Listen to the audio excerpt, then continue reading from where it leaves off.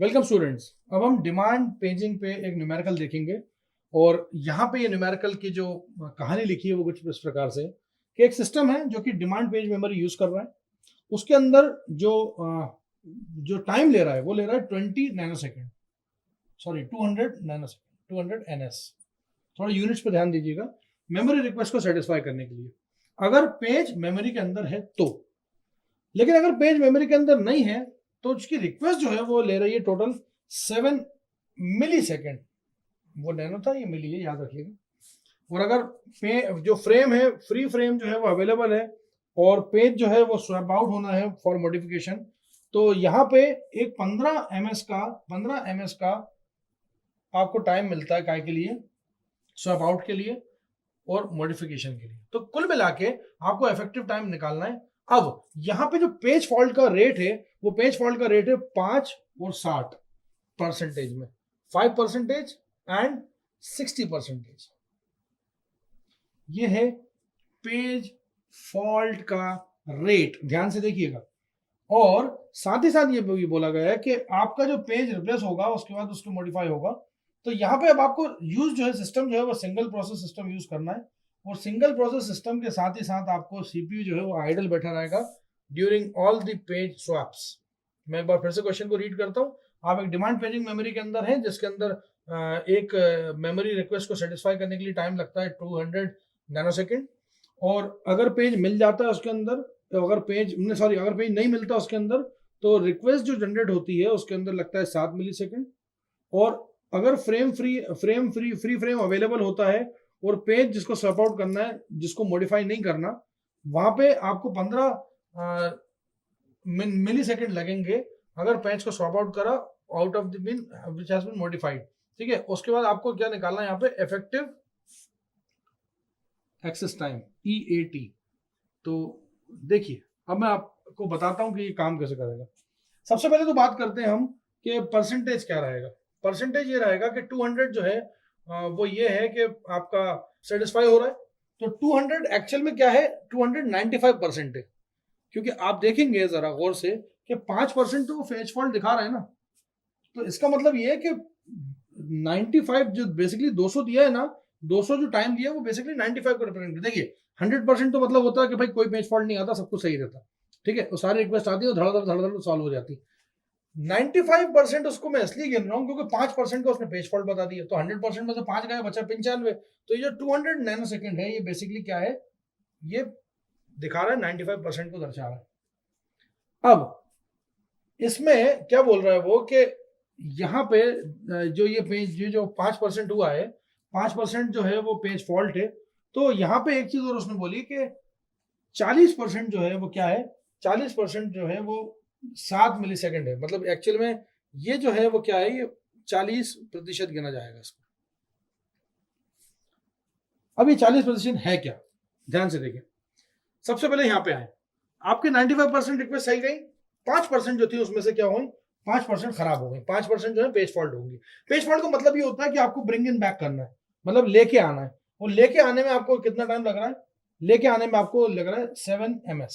जब 7 ms को आप जब देखोगे तो 7 ms क्या है, उसका 40% है। तो कुल मिला के अगर आप देखेंगे तो यहाँ पे जो टाइम बर्बाद हो रहा है वो एक्चुअल में 5% इंटू 40% है। और इसको आप अगर देखेंगे तो इसका आंसर आएगा 2%। आप चाहें तो करके देख लीजिएगा, इसका आंसर आएगा 2%। जब आप मल्टीप्लाई करेंगे इसको तो 5 4 20 हो जाएगा और वो 2% आएगा उसका आंसर। ठीक है ना, क्योंकि आप परसेंटेज का परसेंटेज निकाल रहे हैं, मतलब 5% का 40% निकाल रहे हैं आप। 5% का 100% तो 5% ही होगा।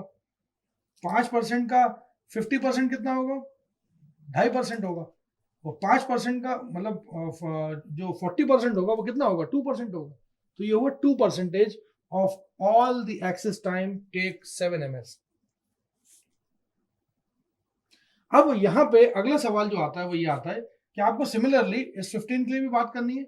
इस 15 के लिए फिर से वही कि 5% का पेज फॉल्ट है और उसका 60% कितना होगा, उसका 60% बेसिकली 3% होगा। अब सवाल ये उठता है कि आपके दिमाग में जो चल रहा होगा वो ये चल रहा होगा कि ये 60 और 40 कैसे आया। तो जरा एक बार फिर से मैं क्वेश्चन को रीड करता हूं। क्वेश्चन क्या कहता है, ध्यान से देखिए।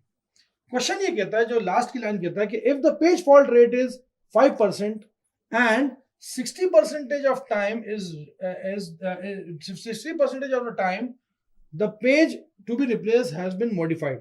60% उसका मॉडिफिकेशन का रेट है, मतलब 5% जो पेज मॉडिफाई हो रहे हैं, 5% जो पेज फॉल्ट आया, उसके 5% के अंदर जो 60% है उन पेजेस को आपको मॉडिफाई करना पड़ा, और 40% वो है जिनको मॉडिफाई नहीं करना पड़ा। तो ये जो एक्चुअल में 2% है ना, ये वो है जिनको मॉडिफाई नहीं करना पड़ा, नॉट मॉडिफाइड, और इनको क्या करना पड़ा, इनको करना पड़ा मॉडिफाइड। इस वजह से ये 40 और 60 आया। तो एक्चुअल में आपने जो ये लिखा है ना, ये बेसिकली क्या लिखा है आपने इसको, ये 2% जो लिखा है, ये बेसिकली ये 7 मिली सेकेंड जिसमें बर्बाद हुआ ना, वो ये टाइम है 2%, और 15 मिली सेकेंड जो बर्बाद हुआ वो ये 3% है। तो एक्चुअल में ये जो है ना वो यही है, ये 2% है टाइम, और ये 3% वाला। मैं फिर से समझाता हूँ। पूरा ओवरऑल टाइम कितना था 100%, 5% उसमें क्या हुए, पेज फॉल्ट हुए। उस 5% के अंदर 5% का 60% जो था वो क्या था, जिसमें मॉडिफिकेशन था। तो नॉट मॉडिफाइड वाला भी निकाल लो अलग से भाई, 60% ये तो उसी 5% के 40% नॉट मॉडिफाइड वाला। तो अब देखिए यहाँ पे क्या है कि अब आपको क्या निकालना है यहाँ पे, effective access time. Effective access time, सबसे पहले तो अगर सब कुछ सही है, सब कुछ बल्ले बल्ले है, तो आप आ जाइए 95% को मैं लिख सकता हूँ 0.95 मल्टीप्लाई बाय 200 ns। 200 ns को अगर मैं माइक्रो सेकंड में लिखूंगा तो हो जाएगा 0.2 प्लस अब यहाँ पे 2% और 3%, ये जो 5% बर्बाद हुआ है ना हमारा, उसका बदला लिया जाएगा। तो ये देखिए, ये लिखता हूं मैं 0.02 that is 2% plus 0.03 that is 3%। It should multiply with, हाँ भाई, ये 2% मल्टीप्लाई क्यों किसमें होगा, इस 7 मिली सेकेंड में। 7 मिली सेकेंड को जब हम माइक्रो सेकेंड में कन्वर्ट करेंगे तो ये बन जाता है 7000, और ये बन जाता है 15000। इसको जरा अलग रख लो, नहीं तो ये उसके साथ जुड़ जाएगा। आप इससे यहाँ पे इफेक्टिव एक्सेस टाइम जब निकालेंगे कैलकुलेट करके, तो ये आएगा 590.19 माइक्रो सेकेंड। ये है आपका इफेक्टिव एक्सेस टाइम। उम्मीद करता हूँ आपको ये न्यूमेरिकल समझ में आया होगा, जिसके अंदर आपको काफी लंबी चौड़ी कहानी लिखी हुई है।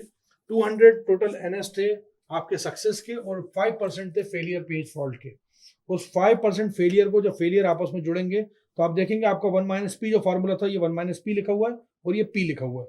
आपने फॉर्मूला भी देखा होगा इफेक्टिव एक्सेस टाइम में, एक तरफ 1 - p आता है, एक तरफ p आता है। तो यहाँ पे ये पेज फॉल्ट नहीं हुआ, सर्विस रिक्वेस्ट प्रॉपरली हुई, तो ये उनको टाइम तो एक्चुअली सारे गिने जाएंगे ना, पेज फॉल्ट के भी टाइम गिने जाएंगे, इफेक्टिव एक्सेस टाइम तो ओवरऑल टाइम होता है ना। तो जितनी रिक्वेस्ट प्रॉपरली एग्जीक्यूट हो गई वो हो गई 95%। जो नहीं हुई उन 5% के अंदर भी विभाजन है, उन 5% के अंदर भी विभाजन है कि उन 5% देख रहे हैं आप, 5% ही तो है ये, 3 और 2 को जोड़ोगे तो 5% ही तो निकलेगा। इसमें से इस 5% के अंदर जो है 2% ऐसी थी जिनके अंदर मॉडिफिकेशन नहीं था, और 3% ऐसी थी जिनके अंदर मॉडिफिकेशन था। और ये क्वेश्चन में लिखा था 3% वाला, कैसे लिखा था, थोड़ा सा घुमा के लिखा था if the page fault rate is 5% and 60% of the time the page to be replaced has been modified. ये लाइन जो लिखी थी इसको ऊपर ट्रिकी थी समझना, तो मैंने 60 आइडेंटिफाई करा, 60 से 40 निकाल लिया, क्योंकि 100% तो ऐसे ही होगा ना, यहाँ 70 आता तो यहाँ 30 आ जाता। उस तरह से इसको जब आप करेंगे सॉल्व, तो 5% और 5% का 40% जो होता है वो 2% होता है, वैसे 5% का 60% जो होता है वो 3 होता है। इन दोनों को जोड़ेंगे तो ये 5% ही निकलेगा। मान लीजिए यहाँ 70-30 होता तो कुछ कहानी और होती। इसी तरह से मैंने यहाँ पे इफेक्टिव एक्सेस टाइम के अंदर इसको रखा, और फाइनली जो आंसर निकाला वो आपके सामने। ये था इकलौता एक न्यूमेरिकल जो कि डिमांड पेजिंग के ऊपर। Thank you so much.